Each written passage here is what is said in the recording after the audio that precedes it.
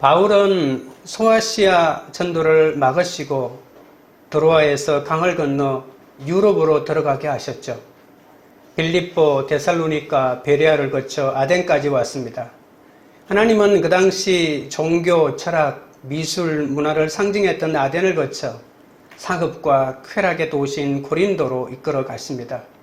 다음으로는 에베소, 로마로까지 가게 하셔서 땅끝까지 이르러 내 정인이 되라는 거대한 사명을 완성해 가시는 거죠. 오늘은 하나님이 만나게 해주시는 복음의 동역자에 대하여 살펴보도록 하겠습니다. 복음의 동역자는 첫째로 실패해도 끝까지 포기하지 않습니다. 1절입니다. 그 후에 바울이 아덴을 떠나 고린도에 이르러, 그 후에라고 하는 말은 아덴 사역이 큰 성과를 내지 못하고 아덴을 슬슬히 떠날 때였죠. 바울은 유대인 회당과 아고라와 아레오바고에서 아덴의 우상 숭배 때문에 성령의 격분으로 애타게 복음을 전했잖아요. 그런데 주님을 영접한 사람은 소수에 불과했습니다. 아덴은 지성의 요람으로 철학의 도시에서 열심히 주장을 폈는데도 많은 열매를 맺지 못했다는 겁니다. 아덴 철학자들이 바울의 말을 들었던 것은 새로운 주장에 대한 지적 호기심 때문이었죠. 예수를 믿고 받아들이기 위함이 아니었습니다. 바울은 아덴 사람의 언어인 철학으로 창조주 하나님에 대하여 자연계시를 통한 지식을 호소했지만 큰 무리의 회심은 일어나지 않았습니다. 아마도 바울은 아덴을 빠져나오면서 내가 좀 더 예수 그리스도의 죄사함의 복음을 집중적으로 전했더라면 라고 하는 아쉬움이 있었을 겁니다. 그런데 바울이 아덴을 떠나 왜 고린도로 갔을까요? 바울이 아가야 지역에서 처음으로 복음을 전한 곳은 아덴이잖아요. 그런데 아덴에서 처음으로 예수를 믿고 주님을 영접한 사람이 바로 고린도 사람 스데바나였습니다. 물론 사도행전 본문엔 나오지 않았지만 바울 서신에서는 아가야 지역의 첫 열매가 스데바나였다고 분명하게 말하고 있거든요. 고린도 사람 스데바나가 아덴을 방문했다가 우연히 바울의 설교를 듣고 주님을 영접하고 그래서 아가야 지역의 첫 열매가 되었던 것이죠. 아마도 바울은 이 고린도 사람 스데바나로부터 고린도의 타락상에 대하여 전부 다 전해 듣고 고린도가 바로 하나님이 나에게 다음 전도지로 인도하시는가 보다라고 믿고 그 고린도로 가게 되었던 거죠. 바울은 아덴을 떠나 로마 제국의 행정구역 아가야 주의 수도였던 고린도에 도착합니다. 아덴이 그레코 로마의 문명의 철학과 그리고 사상을 대표하는 도시라면 고린도는 문화와 건축과 예술과 축제의 중심 도시였습니다. 고린도는 그리스 반도 남단에 동서 양쪽에 각각 항구를 지니고 있어 바다가 열려 있습니다. 그러니까 한 도시에 두 항구가 있어 완전히 바닷길이 열려 있는 곳이라는 그런 뜻입니다. 그리고 또한 남북으로도 도로가 있어 로마와 아시아를 연결하는 무역의 중심지였기 때문에 엄청난 부를 누렸습니다. 수많은 배와 무역품, 장사꾼, 돈이 모이는 상업의 중심지로 성장했는데 한결같이 예나 지금이나 이러한 무역 항구들은 타락할 수밖에 없었죠. 고린도는 고린도 양식이라고 할 만큼 독특한 건축 양식이 발달했는데 시각적인 미학을 또한 중시하던 그레코 로마의 문명의 자부심의 한 축을 형성했던 겁니다. 2000년 전에 당시 기록으로 보면 고린도에 약 60만 명의 사람이 살았고 로마 제국의 4대 도시 가운데 하나였다고 합니다. 하지만 도시 구성원들의 자기 정체성을 바르게 확립하지 못한 상태에서 너무 갑자기 돈을 벌거나 경제적인 부를 경험했기 때문에 그리고 눈에 보이는 시각적인 아름다움만을 추구하다 보니까 결국 그 결론은 타락일 수밖에 없는 것이죠. 보통의 항구 도시가 그렇듯이 고린도는 음란한 종교제의와 운동과 그리고 축제를 통해 타락한 인간성이 아무 제지 없이 활개치는 그런 도시였습니다. 고린도는 한마디로 쾌락과 술 취함과 음욕과 방탕이 난무하는 타락의 도시로 음행의 상징이었습니다. 바울이 그쳐온 도시의 모든 악과 음란을 다 합쳐놓은 도시라고 해도 과언이 아닙니다. 고린도 사람들의 성적 타락이 얼마나 심했든지 고린도 사람처럼 행동한다라고 하는 말은 음행한다라고 하는 뜻으로 통용되었고요. 지금 영어도 그렇게 사용됩니다. 고린도 사람이라고 하는 말은 기둥서방이란 뜻이고 고린도 아가씨라고 하는 말은 매춘부를 뜻하는 단어가 되었습니다. 이런 타락의 도시 고린도에 바울이 혼자 입성하고 있는 것이죠. 사람은 악하고 음란하기 때문에 자기의 이해타산에 때문에 그 모든 생각이나 주장이 변하게 되죠. 하나님에 대하여 올바른 관계를 갖지 못하면 그 어떤 사람에 대해서도 바른 시각을 가질 수 없고 나에게 조금이라도 이익이 되느냐 되지 않느냐에 따라서 생각이 바뀐다는 겁니다. 아덴을 우상의 도시라고 말한다면 고린도는 음란의 도시입니다. 아덴은 정치와 철학과 예술의 중심지이고 발상지였죠. 이 아덴에서 80km 떨어진 이 고린도는 그야말로 음란과 방탕의 도시 아닙니까? 거기는 신전이 굉장히 많았는데 아프로디테의 신전에는 신전 창기만 여성 신전 창기가 무려 1000명이나 있었다는 기록이 있습니다. 제사를 지내러 가면 그 신전 창기와 성적인 결합을 맺으면서 그것이 바로 제사의 한 형태라고 했던 것이죠. 존 스토트라고 하는 신학자는 고린도는 로마의 허영심의 박람회장이었다라고 말하기도 했습니다. 바울이 아덴에서 목표로 했던 성과를 얻지 못한 것도 마음이 아픈 데다 이 고린도와 같은 음란의 도시로 하나님이 인도하셔서 그곳에서 사역을 하려고 하니까 마음이 참 무거웠을 것입니다. 그래도 바울은 그 인도하심에 순종합니다. 바울은 그때 당시 자신의 심정을 고린도전서 2장 2절과 3절에 자세히 언급하고 있습니다. 내가 너희 중에서 예수 그리스도와 그의 십자가에 못 박히신 것 외에는 아무것도 알지 아니하기로 작정하였음이라. 내가 너희 가운데 거할 때에 약하고 두려워하고 심히 떨었노라. 바울이 고린도에 들어갔을 때의 심정을 어떤 마음으로 있었는지 고린도에 편지를 보낼 때 그 심정을 기록한 것입니다. 바울은 고린도로 들어가면서 무엇이 그에게 그런 불안감을 주었고 이제는 예수 그리스도의 십자가만을 선포하겠다고 결심하게 했을까요? 고린도는 그만큼 타락과 음란의 도시였기 때문입니다. 고린도 사람은 교만하고 거만하고 우리가 고린도라고 사람이라고 하는 이 자부심이 얼마나 강했는지 모릅니다. 바울은 이제 무시무시한 마귀의 도성 고린도를 상대해야 합니다. 바울은 얼마나 마음으로 위축되었겠습니까? 바울은 두려워 떨었다고까지 했으니까요. 그러나 바울은 기도의 사람이고 영적인 사람이기 때문에 자신의 가장 큰 무기는 자신의 말에 있는 것이 아니라 그의 심장에 새겨진 예수 그리스도의 십자가라고 하는 사실을 너무나 잘 알고 있었습니다. 바울은 주님께서 아덴에 사는 몇 사람을 구원하시기 위해 자신을 구원의 통로로 사용하신 것과 마찬가지로 고린도에 가서도 내가 주님의 십자가만을 전하면 주님께서 구원받을 사람을 예배에 놓을 것이라는 그러한 믿음이 있었던 것이죠. 바울이 고린도로 인도하시는 주님의 이끄심에 순종하자 바울은 고린도에서 풍성한 동역자의 우정과 협력을 경험하게 됩니다. 너무나 신실한 유대인 출신 그리스도인 부부 아굴라와 브리스길라를 만나고 알렉산드리아 출신 성경 선생 아볼로를 만나고 마게도니아에서 내려온 선교 동역자인 디모데와 실라까지 고린도에서 합류하게 되죠. 외로이 투장했던 아덴과는 달리 고린도에서 동역자들과 동지들과 만남과 계절 속에서 바울은 더욱 강력한 성령의 사역에 사로잡히게 됩니다.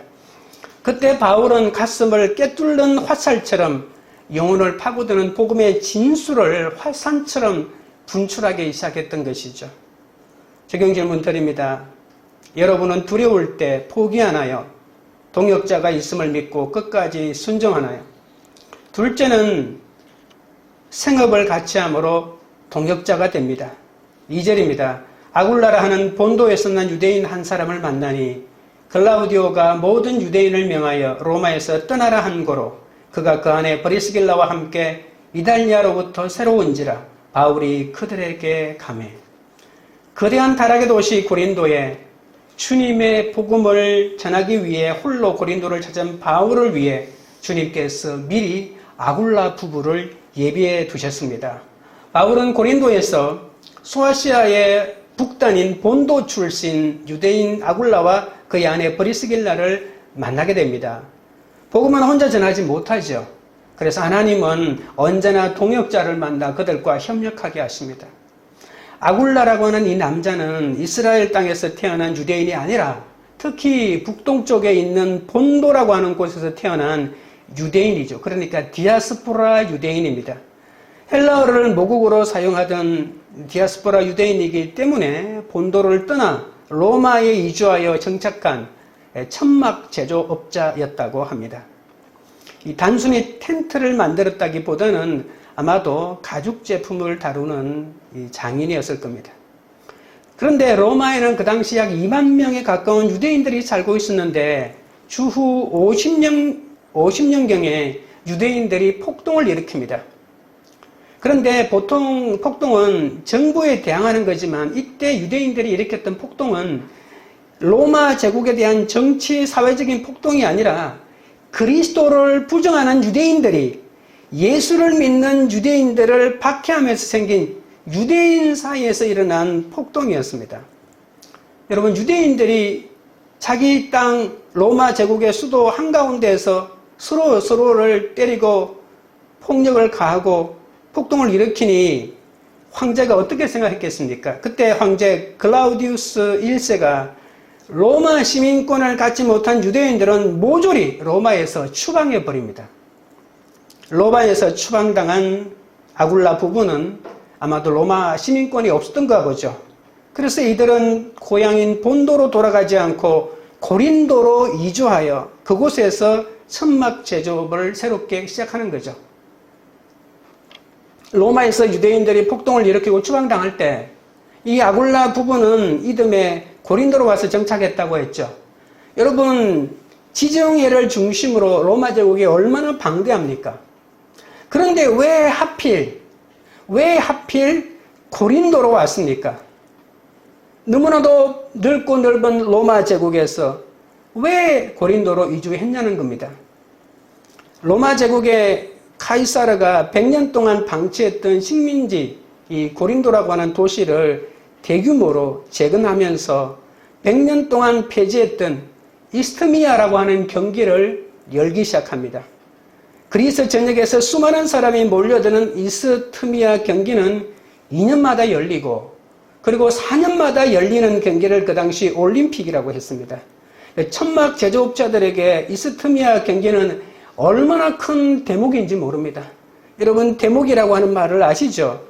이스트미아 경기는 그리스 신화에 나오는 바다의 신인 이 포세이돈을 기리는 대회고 체육대회와 음악경연대회가 함께 어우러져서 사람들이 돈을 물쓰듯 쓰는 축제 중에 축제입니다. 1년 동안 돈을 모아서 2년마다 한 번씩 열리니까 2년 동안 돈을 모아서 이날에 모든 돈을 쓸 만큼 축제 흥청망청 벌어지는 축제였습니다. 당시 로마 제국의 군인들은 천막을 숙소로 사용했기 때문에 천막 제조업자들의 주된 고객은 군인들이었습니다. 그런데 군인들 다음으로 큰 고객이 바로 대규모 대회에 참가하는 선수들과 관람객들을 위한 것이죠. 숙박시설이 턱없이 부족하기 때문에 참가하는 선수들도 텐트가 필요하고 이것을 구경하러 온 인근 지역에 사는 사람들도 임시 숙소로 천막이 필요했던 것입니다. 그래서 천막 제조업자들은 이 대회가 열리는 그 무렵에 모두 이곳으로 다 몰려드는 것이죠. 그래서 아굴라와 브리스길라 이 두 부부가 어디로 가야 할까, 어디로 정착할까라고 할 때 이스트미아 경기가 고린도에 부활했으니 그곳에 가서 한몫 잡아보자라고 생각하고 고린도로 이주했던 것이죠. 홀로 고린도에 온 바울도 하나님께서 고린도로 인도하셔서 이 두 사람이 기가 막힌 만남이 비로소 이루어지게 된 것이죠. 여러분, 오늘 본문에 보시면 아굴라라고 하는 사람이 나오고 그 다음에 뒷부분에 브리스길라라고 하는 사람이 나오죠. 그런데 보통 유대인들은 서열을 따라 이름을 기록합니다. 나이가 많거나 아니면 직책이 높거나 더 중요한 사람일수록 그 이름을 앞에 나옵니다. 이것이 부부라도 마찬가지입니다.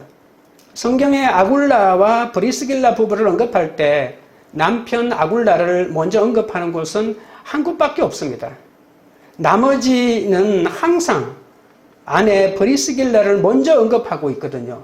여러분 생각해 보십시오. 2000년 전의 사건인데 당시 가부장적인 유대사회의 관습을 뒤집는 이와 같은 아내의 이름을 먼저 기록하고 있는 것은 아내인 브리스길라가 남편 아굴라의 믿음보다도 출중했다는 것을 우리가 짐작할 수 있죠.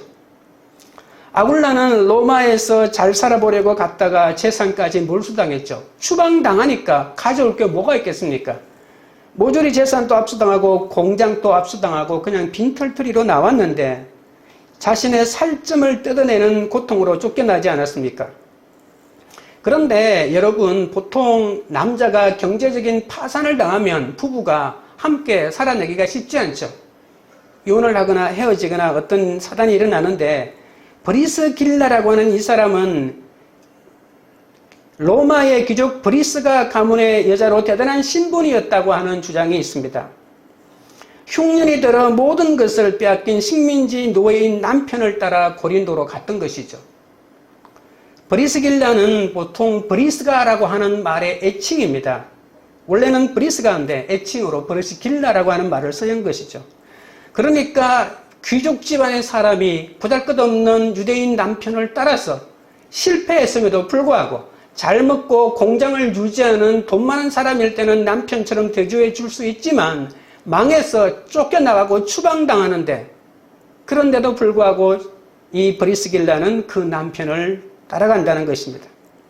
남편을 세워주기 위해서 로마를 떠났던 아내가 오늘날까지 기독교 역사 2000년 동안 인류에게 영향을 미치고 있지 않습니까? 많은 분들이 이렇게 기도합니다. 우리 집안 또 아굴라와 브리스길라와 같은 이러한 부부가 되어 하나님의 일에 쓰임받기를 원한다. 그처럼 브리스길라는 모든 교회의 여인들에게 선망의 대상이 되었던 거죠. 브리스길라는 굉장한 영향력을 가진 복음에 대한 열심도 뛰어난 복음에 헌신된 여인이었습니다. 고린도에서 바울을 만난 아굴라와 브리스길라가 바울을 따라 복음의 미개척자인 에베소로 나중에 옮겨가죠. 그리고 자신의 집을 교회로 내어놓습니다. 그 이후에 제국의 수도 로마에 귀환하여 그곳에서도 가정교회를 일군 것도 이 부부가 헌신했기 때문이죠.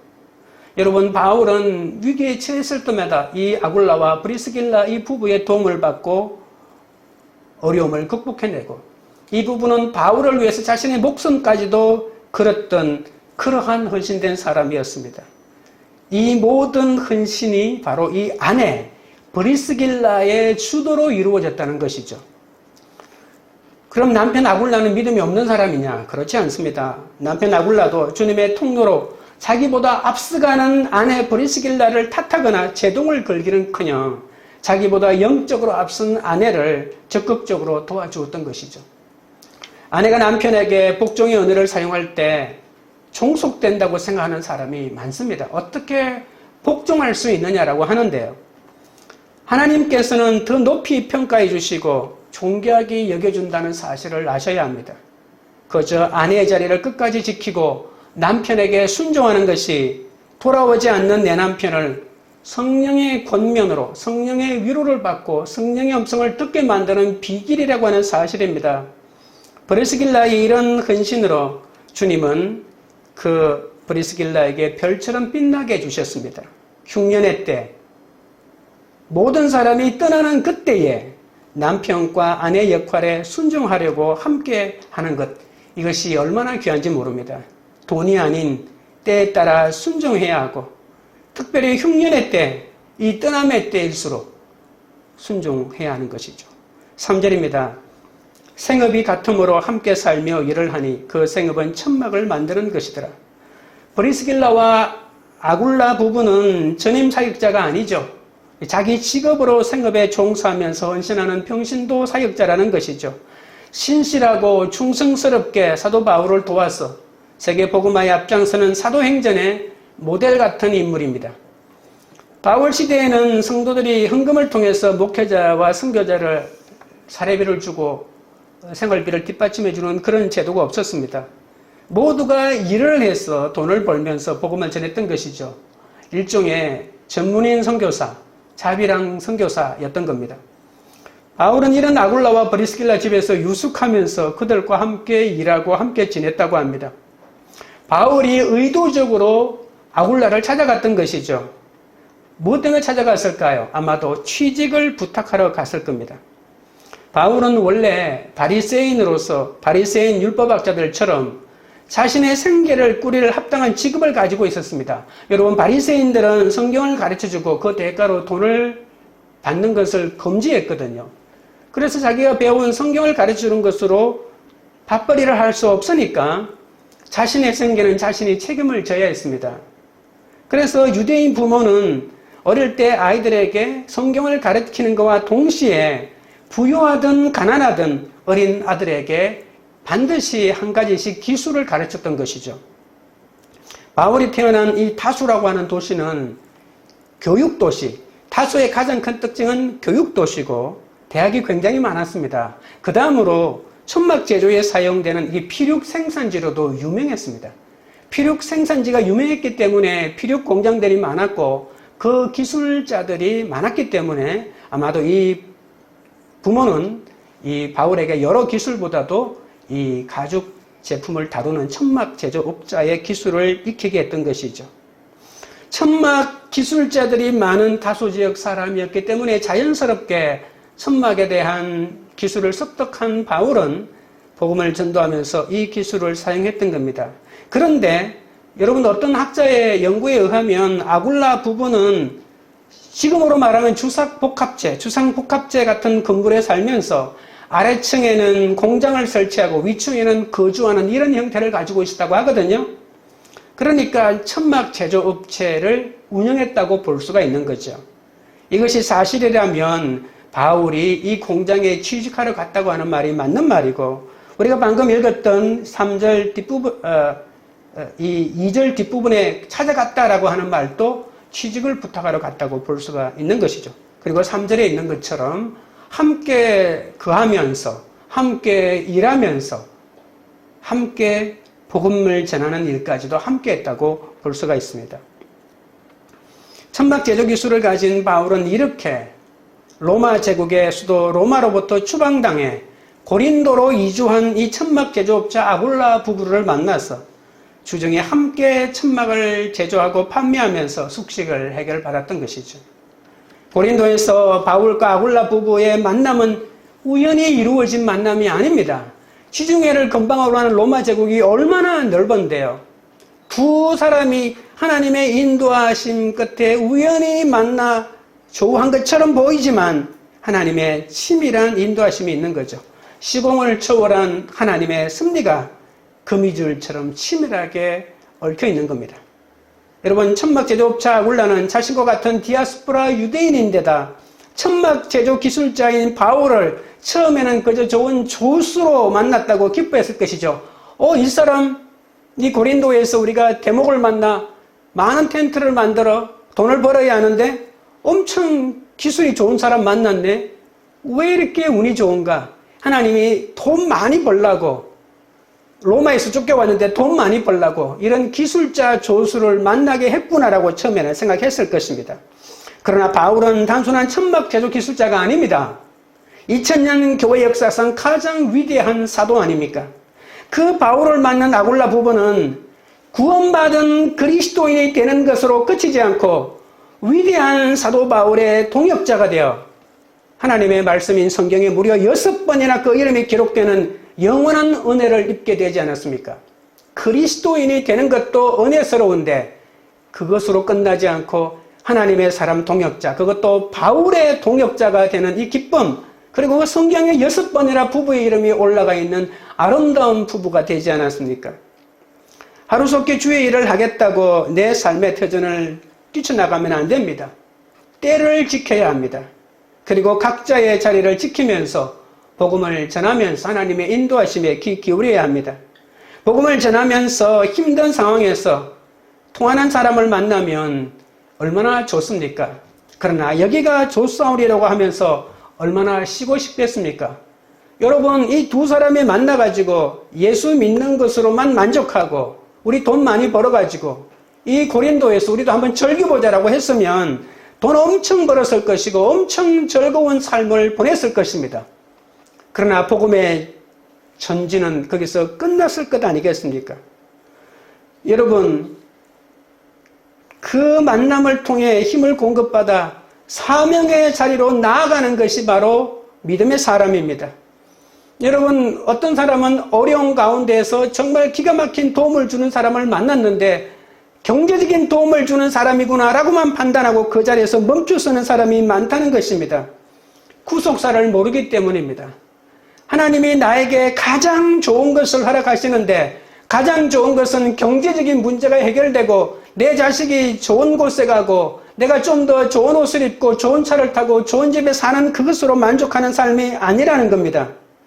하나님이 맺어주신 관계는 그것을 훨씬 더 뛰어넘는 관계입니다.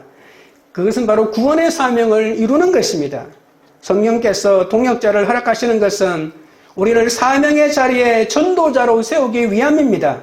전도에 미련한 것을 끊임없이 연습하다 보면 이것이야말로 구원에 이르는 가장 큰 훈련이 된다고 하는 것을, 도구가 된다는 것을 알게 되는 거죠. 지금은 우리가 전도해도 아무 소용이 없다, 부끄럽기만 하더라라고 생각하겠지만 이것은 아직도 연습하고 습득하지 않았기 때문이죠. 그러나 이 전도라고 하는 이 단순한 방법이 복음을 전하는 가장 훌륭한 방법이라고 하는 사실을 바울이 말하고 있는 겁니다. 적용 질문 드립니다. 나의 아픔과 실패가 약재료가 되어 다른 사람을 구원하는 데 쓰임받고 있습니까? 흉년의 때일수록 남편과 아내의 역할에 순종하며 함께하고 있습니까?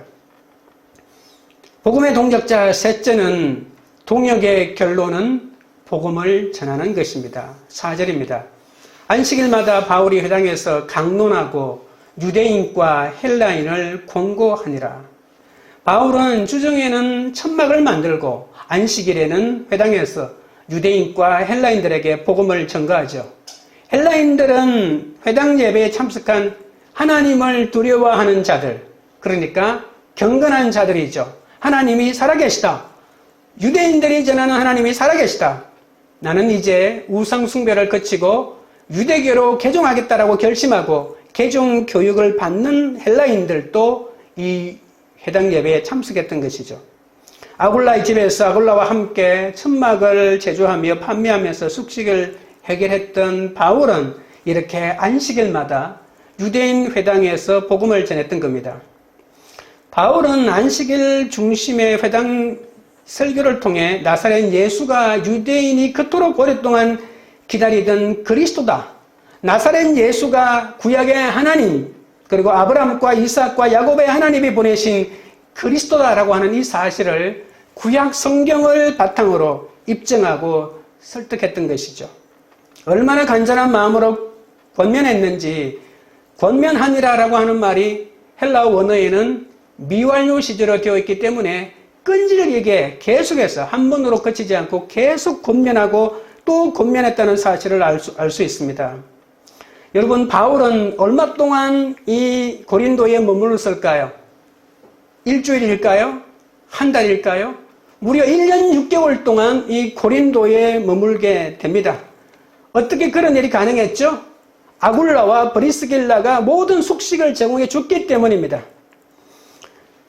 바울은 1년 6개월 동안 고린도에 머물면서 데살로니가의 교인들에게 데살로니가 전후서를 써서 보내고 이후에 고린도 교인들과 얼마나 많은 하나님의 사역을 나누었으면 떠나고 난 다음에 고린도전서, 그러니까 바울 서신 중에 가장 긴 고린도전서와 고린도후서를 써서 보내기도 했습니다. 여러분, 바울이 지금 2차 전도 여행이잖아요. 3차 전도 여행 때도 3개월 동안 고린도에 와서 머물게 되는데 그때 보낸 서신이 바로 로마서 서신을 이 고린도 겨울 동안 3달 동안 머물면서 쓰게 되는 거죠. 그러니까 고린도는 바울에게 있어서는 로마로 가야 되겠다. 이 복음을 땅끝까지 전해야 하는데 그 땅끝은 바로 로마를 지나 스페인으로 가는 것이다. 스바나로 가는 것이다. 나는 이제 서바나로 가기 위하여 로마라고 하는 헬라 문화권이 아니고 라틴 문화권의 핵심 기지로 로마 교회를 중심으로 내가 이제 땅끝까지 가겠다고 하는 그러한 결단이 그에게 있었던 건데, 그것이 처음으로 싹트고 구체화되었던 곳이 바로 이 고린도였던 것이고, 어떻게 그것이 가능했냐면 자신을 도와주는 사역자들이 이 고린도에 하나씩 모이고, 자신이 어디를 가더라도 따라오는 아굴라와 브리스길라 같은 이러한 위대한 동역자가 함께 있었기 때문에 가능했던 것이죠. 바울은 음란한 도시 고린도에 머물면서 반드시 로마로 가야 한다는 불타는 소명을 다시 가졌습니다. 바울은 환난으로 인한 계속 도망가거나 아니면 떠나게 되는 일의 연속이잖아요. 주님은 그가 어디를 가든지 환난 당한 자를 만나게 하십니다. 돈 있는 자만 만나는 것이 아니라 환난 당한 자를 만나서 서로 환난을 당한 사람끼리 그리스도를 통해서 하나가 되는 거죠. 하나님의 사명은 실패와 이 외로움 속에서 들린다는 사실이 믿어지십니까? 하나님의 말씀은 부자로만 살아가고 한 번도 실패를 경험하지 않는 사람은 잘 안 들립니다. 실패를 경험하고 사별을 경험하고 헤어짐을 경험한 가슴 아픈 사람들이 갈 때까지 가고 막다른 길에 도달한 사람이 하나님의 음성이 들린다는 거죠. 이러한 두 사람이 한 지점에서 만나 하나님의 음성을 듣자 바로 그들이 복음에 헌신되는 동역자가 되는 것이죠. 같은 실패를 겪은 사람끼리 동역자가 되어 생업을 같이 함으로 사명의 동역을 하게 되는 거죠. 여러분, 같이 먹고 같이 살면 부부라도 싸움하게 됩니다. 그런데 생판 다른 사람들이 복음이라고 하는 뚜렷한 목적이 있었기 때문에 싸우지 않고 생업을 같이 하면서 이렇게 1년 6개월 동안에 거침없이 복음을 전했던 것이고, 이 1년 6개월 동안의 경험이 하나님이 우리를 인도하시는 영원한 땅끝까지 가게 만드는 동력이라고 생각했기 때문에 가는 곳마다 따라다니고, 그리고 바울이 세계 선교 여행의 땅끝까지 스바나로 가기 위한 목적이 있었기 때문에 로마로 건너가서 로마 교회를 개척하고 로마에서 바울을 맞이할 준비를 했던 것이 바로 이 아굴라와 브리스길라 부부였던 것이죠. 주님은 내가 복음을 전한다고 하다가 지칠 때 신실한 동역자를 만나게 함으로써 나에게 큰 용기와 큰 힘을 허락하십니다. 우리도 바울처럼 어디에 있어도 사람을 양육하고 키울 수 있는 전문성이 있어야 되지 않겠습니까? 우리는 자신의 건강을 위해 하나님이 필요하고, 또 직업의 축복과 사업의 성공을 위해 하나님이 필요한 것처럼 여길 때가 많습니다. 그러나 하나님보다 내 직업을 우선순위에 둔다면 이것은 주객이 전도된 것이죠. 직업도 중요한 것이지만 내 직업이 인생 목표의 전부는 아니지 않습니까? 하나님이 우리에게 주신 직업은 잘 먹고 잘 살라고 주신 것이 아니라 하나님의 영광을 드러내기 위해서 허락하신 것이죠. 여러분, 자녀가 성공하며 인격적으로 잘 자라기를 모든 부모가 바라지만 그렇다고 자녀를 하나님 자리 위에 둘 수는 없는 것 아닙니까? 자녀의 성공을 위해 하나님이 필요한 것이 아니라 하나님의 영광을 위해서 자녀마저 양육해야 되는 것이죠. 직업과 돈을 버는 목표가 정확해야 된다는 말입니다. 로마에서 쫓겨난 부부와 아시아에서 들어온 이 바울이 우연인 듯 필연인 듯 이렇게 고린도에서 만납니다. 만약에 한 사람이라도 성령의 인도함을 받지 않았다면 이 만남은 이루어지지 않았을 것입니다. 본도에서 살던 그가 로마 제국의 수도인 로마로 이주하여 정착하지 않았다면, 그가 바울의 고린도 방문 직전에 로마에서 추동당해 고린도로 가지 않고 다른 곳으로 갔더라면 애당초 바울과 아굴라 부부의 만남 자체가 불가능했을 것 아닙니까? 그러나 하나님은 역사의 주관자이시기 때문에 보잘것없는 우리의 삶을 통해 당신의 뜻을 이루기 위하여 한 나라를 흥하게도 하고, 그리고 한 나라를 쇠하기도 하는 것이죠. 우리가 상상하지도 못한 사람을 만나게 하시고 우리의 인생을 우리의 계획과는 다른 곳으로 인도하시기 위해서 역사의 격변을 일으키기도 하는 겁니다. 이 모든 과정을 통해 시공을 초월한 당신의 승리를 반드시 이루어 가십니다.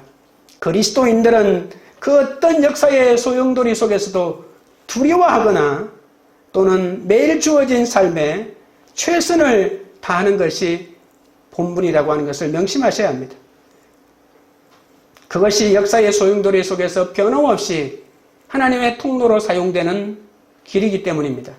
로마에 정착했던 아굴라 부부가 하루아침에 로마에서 추방당할 때 그들이 입은 경제적인 손실과 육신의 마음의 고통이 얼마나 컸겠습니까? 그러나 그들은 새롭게 주어진 고린도에서 삶의 최선을 다한 결과 바울의 동역자가 되어 하나님의 뜻을 이루게 됩니다. 로마서 8장 18절에 생각하건대 현재의 고난은 장차 우리에게 나타날 영광과 비교할 수 없도다라고 말했습니다. 여러분은 현재의 고난만 바라보는 자입니까? 아니면 장차 임할 하나님의 영광을 바라보는 자입니까?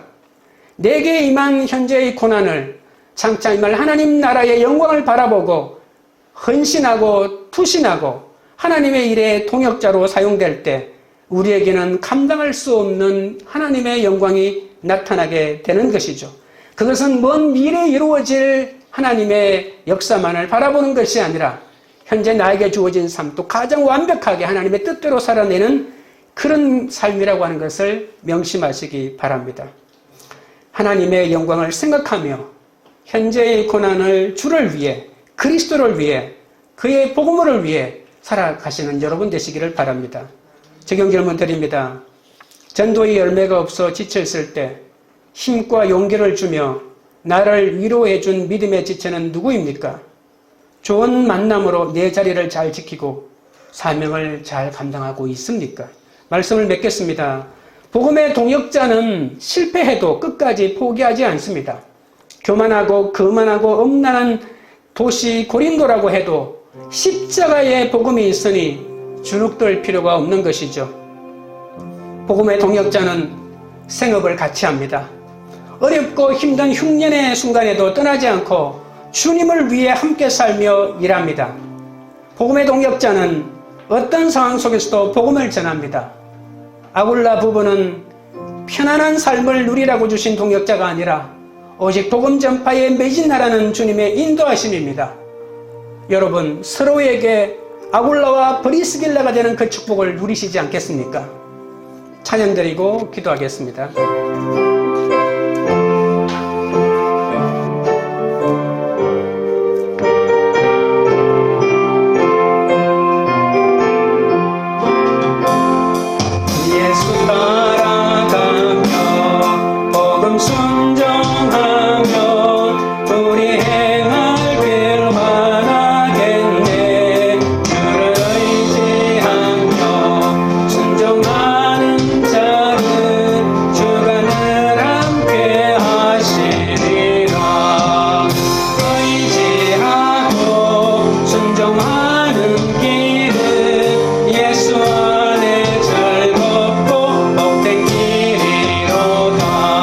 배를 당한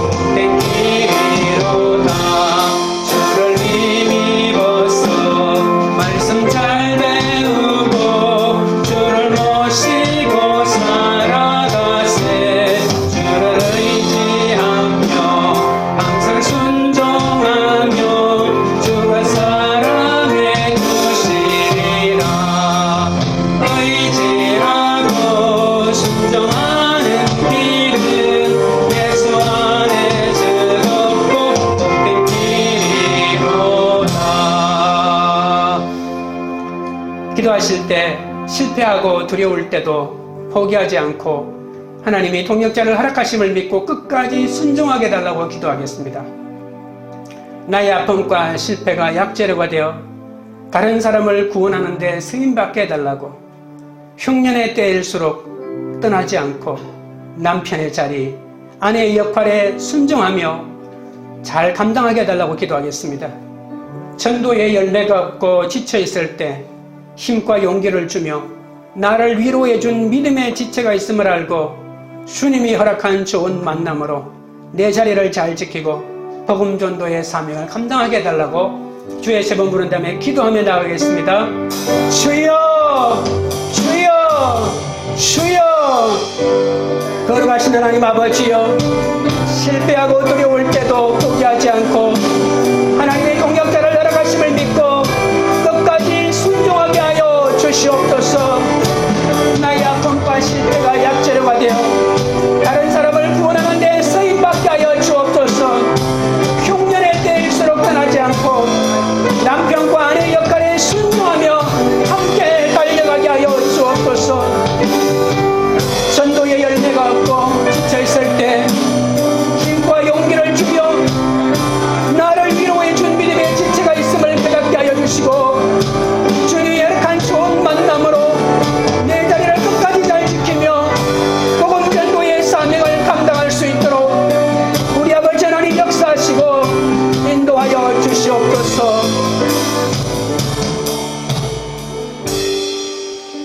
하나님 아버지, 바울은 많은 군중이 복음을 받아들이지 않아도 낙심하지 않고 또 다른 주님의 인도하심을 받고 달려갔습니다. 하지만 저는 복음을 받아들이지 않는 가족과 주변 사람들 때문에 낙심될 때가 많고, 낙심되면 자책하며 불신을 보일 때가 많았사오니 용서하여 주시옵소서.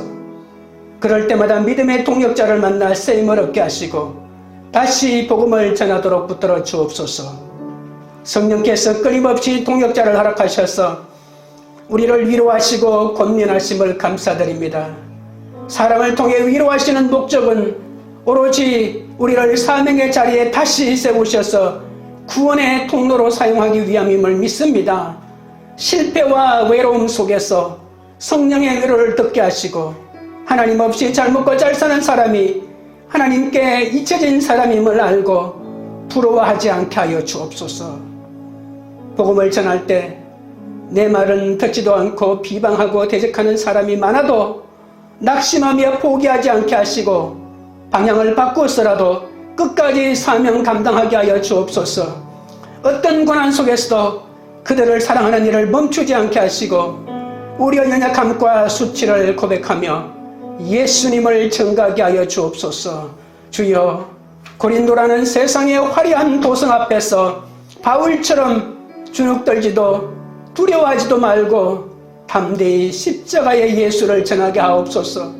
주님이 우리와 함께 계시오니 어떤 사람도 우리를 대적하여 해롭게 할 자가 없음을 믿습니다. 이 염난한 도시에서 구원받은 주님의 백성이 많사오니 전도에 미련한 것으로 오직 예수가 그리스도임을 선포하여 당신의 백성들을 구원하도록 도와주시옵소서. 도와주시옵소서. 역사하여 주시옵소서. 광교우리들 교회가 나의 고난으로 깨달은 하나님의 사랑과 아픔을 약재료로 삼아 나누고 전하는 영적 공동체가 되게 하옵소서. 각자의 자리에서 말씀 따라 순종하는 전도에 미련한 것으로 많은 사람을 주께 인도하는 사명 공동체가 되게 하옵소서. 우리의 가정이 아굴라와 브리스길라의 가정처럼 이 세상을 향해 생명과 사랑과 진리의 빛을 발하는 그런 가정이 될 수 있도록 역사하여 주시옵소서. 예수 그리스도 이름으로 기도드리옵나이다. 아멘.